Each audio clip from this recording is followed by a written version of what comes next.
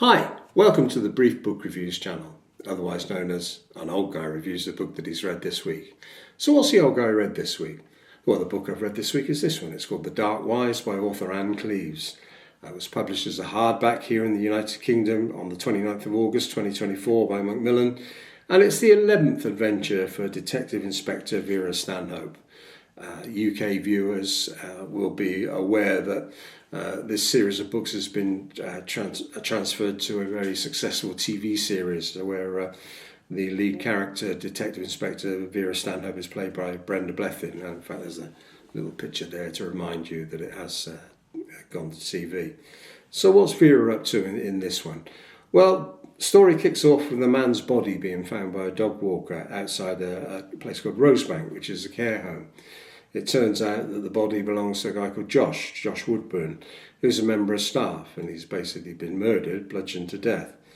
At the same time, one of the inmates, if you will, of the care home, 14-year-old Chloe Spence, has gone missing. You know, the immediate thing here is that, she's gone missing, she must have had something to do with it. But Vera and her team, she goes with her sergeant, Joe Ashworth, they soon find out that Chloe was a bit of a troubled child, but she did get on very, very well with Josh. She had no motive whatsoever to kill him.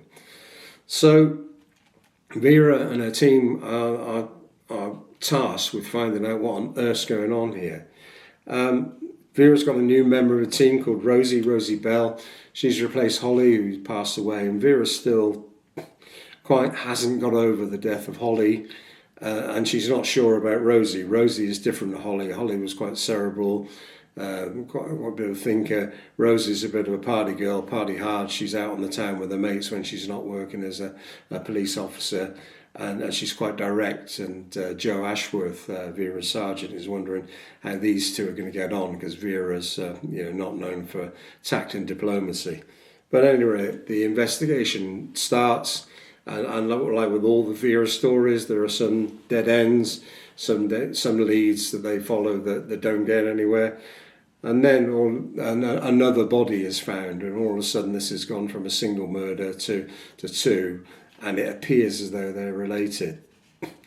The title of the book, called The Dark Wise, relates to a stone formation in Northumbria, where legend goes that three wives that were, how can one put it, somewhat uppity, somewhat stroppy, were turned to stone by a giant, and they're near a village called Gilstead, which is where the second body was found. Also in Gilstead, there's a pub called the Stanhope Arms, which is clearly a hat tip to Vera, because Vera Stanhope. So, two murders to solve. And we reach a conclusion where there's a race against time to find the killer, the perpetrator, if you will. And that coincides with an annual witch hunt tradition in the village of Gilstead, where the children of the village have to go and find the witch, and it's based on the area around the Dark Wives, the stone formation. So typical Vera story, lots of leads, some good, some bad, and we gradually come to a climax where it's a race against time to catch the killer. It's well written. The added bonus you get from the books, the TV series, that you see Vera's thoughts. Vera knows that she doesn't always communicate well with her team, and you see her trying to, maybe I need to fix this, and her new team member Rosie, is saying to Joe, the sergeant, she's a funny old girl, isn't she, Ed? You don't know what she's up to, what she's doing, and we see the struggle that Vera has to try and be more of a team member, if you will, whilst maintaining the fact that she's the boss and the fact that she's running the investigation.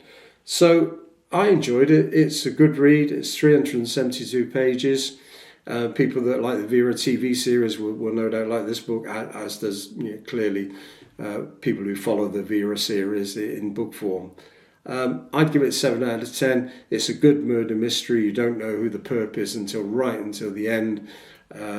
It's cleverly written, and as I said, we see more of the Vera character in the book form than we do on the TV. The characters are well written, you get engaged with the characters. So all in all, an enjoyable murder mystery. Apologies for the slightly croaky voice, I've got a cold. That's no excuse, get on with it, Cliff, I know.